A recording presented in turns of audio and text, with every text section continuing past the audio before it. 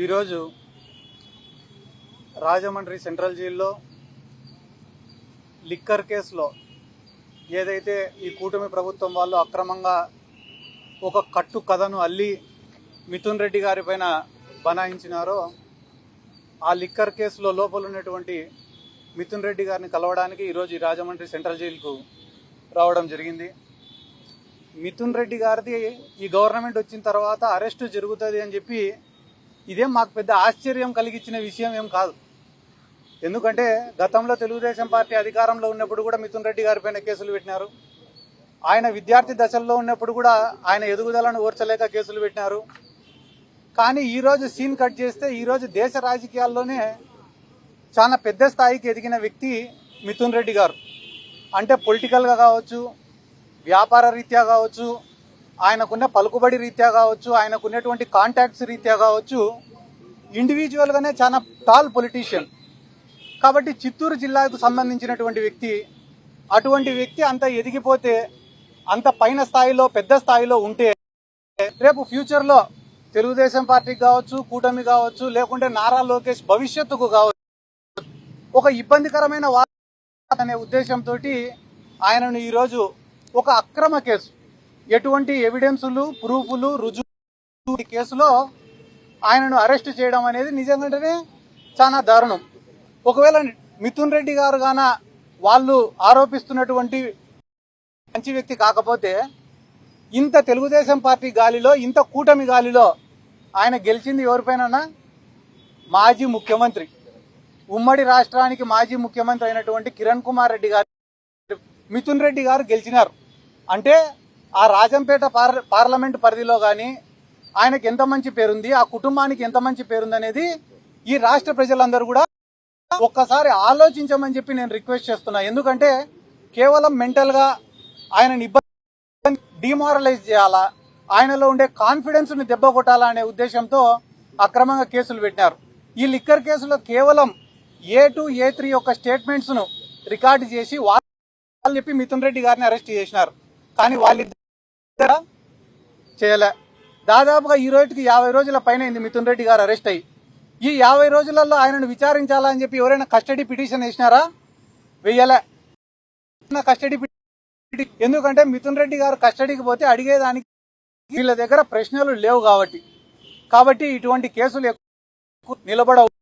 ఏదైతే వాళ్ళ కుటుంబం ఒక 30-40 ఏళ్ల నుంచి సర్వీస్ చేసుకుంటూ వస్తున్నారో, ప్రజలకు సేవ చేసుకుంటూ వస్తున్నారో, అదే వాళ్లకు శ్రీరామ రక్షగా నిలబడుతుందని చెప్పి ఈ సందర్భంగా నేను మీకు అందరికీ తెలియజేసుకుంటూ, ఈరోజు రాష్ట్రంలో ఏదైతే అబద్ధాలు చెప్పడం, అబద్ధాలపైన రాజకీయం చేయడం, కథలు చెప్పడం, ఆ కథలను ప్రజలను నమ్మించేది ఒక ఆనవాయితీగా జరుగుతుంది.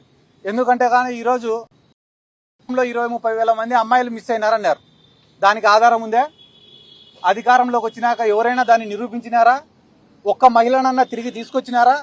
ఒక్క కంప్లైంట్ అన్నా నమోదు చేసినారా? చెయ్యలే.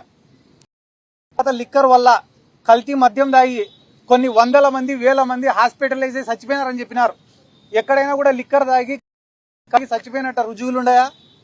ఒక్క రిపోర్టు, మెడికల్ రిపోర్ట్ అన్నది ఇచ్చినారా? దానిపైన కేసు నమోదైందా? సోషల్ మీడియాలో పోస్ట్ పెడితే కేసులు నమోదు చేస్తున్నారే. మళ్ళీ ఇల్లీగల్ మద్యం దాగి కొన్ని వేల మంది హాస్పిటలైజ్ అయితే దానిపైన ఒక కేసు కూడా నమోదు కావు. ఎందుకంటే అధికారంలోకి రావడానికి, సీఎం కుర్చీలో కూర్చునేదానికి మాత్రమే ఈ ఆరోపణలు అనేటివి పనికొస్తాయి. దానికి బెస్ట్ అంటే మా జిల్లాలో అమ్మాయి, ఆ అమ్మాయి చావుని రాన్నారు.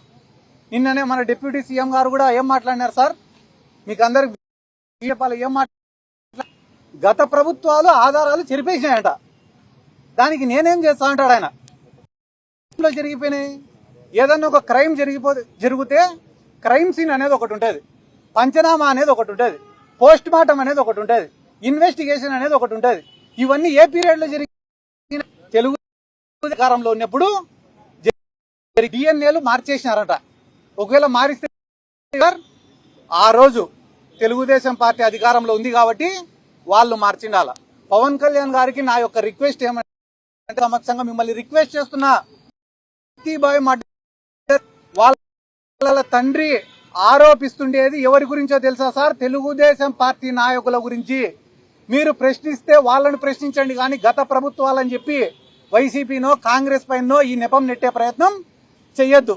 లేదా ఓపెన్ గా నేను చంద్రబాబు నాయుడికి సరెండర్ అయినా కాబట్టి నేను ప్రశ్నించలేననేదన్నా చెప్పేస్తే మేమన్నా కొంచెం ఈ రాష్ట్రంలో సంతోషంగా ఉంటామని చెప్పి నేను తెలియజేసుకుంటూ, ఈరోజు రాజమండ్రికి రావడానికి ముఖ్యమైన కారణం మా మిథున్ రెడ్డి గారు ఆర్థికంగా కానీ, ఆపదలో ఉన్న వాళ్ళకు కానీ, వ్యక్తిగతంగా కానీ, ఉద్యోగాలు ఇచ్చే విషయంలో కానీ, పొలిటికల్గా కానీ కొన్ని వందల మందికి, వేల మందికి సాయపడినారు, ఉపయోగపడినారు. అటువంటి వ్యక్తులకు, పార్టీ కోసం అంత కష్టం చేసినటువంటి వ్యక్తులకు, జగన్ నమ్మకంగా నిలబడిన వ్యక్తులకు, అంటే కష్టాలలో అధికారంలో ఉన్నప్పుడు అన్ని వేళలా కూడా అండగా ఉన్నటువంటి వ్యక్తులకు మా వంతు మద్దతు ఎప్పుడు ఎల్లప్పుడూ ఉంటుందని తెలియజేయడానికే ఈరోజు రావడం జరిగింది. ఈరోజు మాకు ఇక్కడికి రావడానికి మరొక ముఖ్య కారణమైన గణేష్ గారికి కూడా నా ప్రత్యేక ధన్యవాదాలు.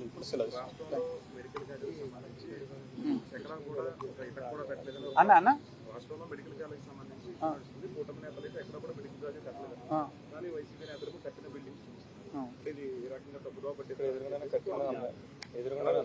ఇప్పుడు భయపడేవాడిని భయపించచ్చు అన్న, భయం నటించేవాడిని ఏం భయపించవు. అదే రకంగా ఈరోజు కళ్ళకు కనిపించేదాన్ని కూడా నాకు కనపడలే అని చెప్పి కళ్ళకు గంతలు కట్టుకుంటే మేమేం చేయగలుగుతాం? 5 మెడికల్ కాలేజీలు కంప్లీట్, 5 కంప్లీట్ మేమేం చెప్తున్నాం? 17 మెడికల్ కాలేజ్ బిల్డింగ్లు కంప్లీట్ అయినాయని చెప్తున్నాం మేము. 17 శాంక్షన్ చెప్పి 5 నిర్మాణం పూర్తయినాయి, క్లాసెస్ స్టార్ట్ అయినాయి. మిగతా వాటికి కూడా కన్స్ట్రక్షన్ ఆన్ గోయింగ్ లో ఉందని చెప్పి చెప్తున్నాం. వాటిని ప్రైవేటీకరణ చేయొద్దండి, ప్రభుత్వం తరపున ఆస్తులు అట్లనే కంటిన్యూ చేయండి అని అడుగుతున్నాం. ఇది ఎంతవరకు న్యాయము? కంప్లీట్ అయిన వాటిని చూపించకుండా కన్స్ట్రక్షన్ లో ఉండే వాళ్ళ దగ్గరికి పోయి పూర్తవరకు న్యాయం?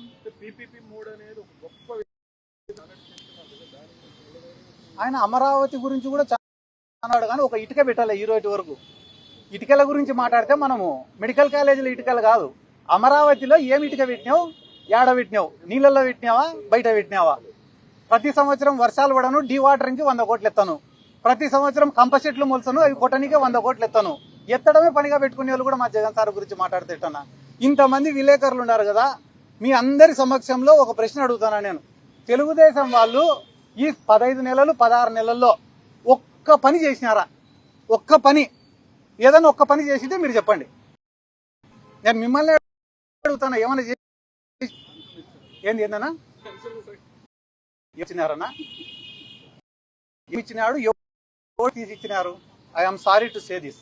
నేను ఆ మాట మాట్లాడకూడదు, కానీ ఎందుకు మాట్లాడినా అంటే మా జగన్ సార్ సంక్షేమ పథకాలు ఇచ్చినప్పుడు జోబిలో నుంచి తీసిచ్చినాడా అని అడిగినారు. ఇప్పుడు వాళ్ళు పెన్షన్లు కానీ, తల్లికి వందనం కానీ, అదేదో 20,000 ఇస్తామని చెప్పి 5,000 ఇచ్చిన అన్నదాత సుఖీభవ కానీ ఎవడైనా సొంత జోబిలో నుంచి ఇచ్చినాడా? పొరపాటున సొంత జోబిలో నుంచి ఇచ్చి నింటే మేము రాజకీయం సాధించుకుంటాం. తల్లికి వందనం అనే పథకం మీరు ఇచ్చి రాష్ట్రం అంతా డబ్బాలు కొట్టుకుంటా హిట్, సక్సెస్, సూపర్ అని చెప్పుకుంటా.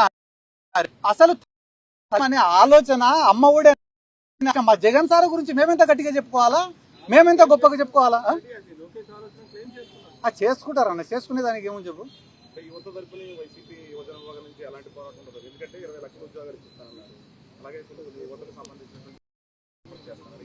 ఇప్పుడు విడతల వారీగా చేస్తూనే ఉన్నాం. యువత పోరం చేసినాం, ఫీజు రీఎంబర్స్మెంట్ బకాయిలు చేసినాం, నిరుద్యోగ భృతి ఇవ్వాలా అని చెప్పి చేసినాం. ఆల్రెడీ మనం ఏవైతే రేషన్ ట్రక్కులకు డ్రైవర్లు ఉన్నారో వాళ్ళందరినీ తీసేసినారో దానిపైన ఉద్యమం చేసినాం.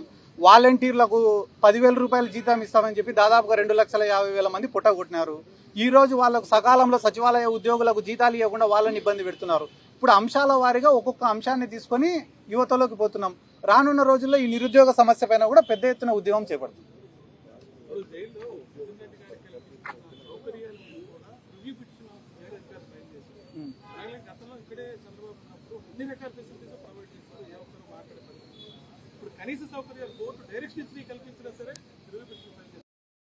ఇది చాలా దుర్మార్గం కదన్నా. ఆ రోజు చంద్రబాబు నాయుడు గారికి అన్ని ఫెసిలిటీస్ ఇచ్చినప్పటికీ కూడా కొన్ని న్యూస్ ఛానళ్లను వాళ్ళ ఛానళ్లను అడ్డం పెట్టుకొని అడుగడుగునా చంద్రబాబు నాయుడు గారికి అవమానం జరుగుతుంది, వైద్య పరీక్షలకు కూడా ఏం సదుపాయాలు కల్పించడంలే అని ఇటువంటి తప్పుడు ప్రచారాలు చేసి ఒక సింపతి గెయిన్ చేయాలని చూసినారు. ఈ రోజు వాస్తవానికి మిథున్ రెడ్డి గారి విషయంలో ఒక ఎంపీకి రావాల్సినటువంటి సౌకర్యాలు ప్రకారం రావాల్సినటువంటి సౌకర్యాలు, చట్టపరంగా రావాల్సినటువంటి సౌకర్యాలు ఏవైతే ఉన్నాయో అవే కల్పించి వాళ్ళు చేసి ఒక ఆర్డర్ తెచ్చుకుంటే కూడా వాటిని కల్పించకపోగా ఇన్ని బ్యారికేడ్లు, ఇంతమంది పోలీస్ సిబ్బంది, 1 కిలోమీటర్ మేర ఆంక్షలు, లోపలికి పోయిన వాళ్ళపైన సీసీటీవీ పర్యవేక్షణలు, లోపల ఆయనతో కనీసం ఒక 2 నిమిషాలు మాట్లాడేదానికి అవకాశం లేకుండా ఆయన ఒక 2 నిమిషాలు మాట్లాడితేనే ఇంకా మాట్లాడింది చాలు అని చెప్పేంత ఇబ్బందిమైన పరిస్థితులు మేము చూస్తుంటే కూడా నిన్న మొన్న ఆర్టికల్ రాసినారు ఏదో ఒక పేపర్లో, ఇది జైలా అత్తారిల్లా అని. మేము పోయినాక మీరు వచ్చి కూర్చోండి, ఇది జైలో అత్తారిల్లో మామగారిల్లో ఎట్టుందో తెలుస్తుంది. ఒక పూట భోజనమే పెట్టేది కూడా. ఎందుకన్నా మిథున్ రెడ్డి గారి తల్లి ఆ రోజు దేశానికి రాజైన తల్లికి కొడుకే. అటువంటి తల్లి వచ్చి నా కొడుకు కనీస లేదని చెప్పి కంటతడి పెట్టుకునే రోజే నాలాంటి వాళ్ళు ఎంతో మంది బాధపడినారు. అంత పెద్ద ఫ్యామిలీ, 40 ఏళ్లుగా ఎంతో మందికి సేవ చేసిన ఫ్యామిలీకి ఎందుకు ఇటువంటి కష్టం వచ్చిండకూడదు కదా. ఒకవేళ ఇటువంటి ఆరోపణలో నిజం ఉంటే సమస్య లేదు, కానీ ఒక కుక్డప్ కేసు ఇది. కాబట్టి ఇటువంటివి జరగడం అనేది చాలా బాధాకరం. మళ్ళా దానికి తోడు పుండు పైన కారం జల్లినట్ల ఎటువంటి సౌకర్యాలు ఇవ్వకుండా ఇబ్బందులు పెట్టుకుంటూ మళ్ళీ సకల భోగాలు, రాజభోగాలు, అత్తారిల్లు ఇటువంటివి రాయడం చాలా దుర్మార్గం అని తెలియజేసుకుంటూ, ఎప్పుడైనా కూడా ఒకనప్పుడు దానికి కౌంటర్ ఇన్సిడెంట్ అనేది తప్పదు. అది కాక వాళ్ళకి రాజకీయాలు ఏం కొత్త కాదు, ఈరోజు ఏం కొత్తగా చూడటంలే. కాబట్టి థ్యాంక్ యూ.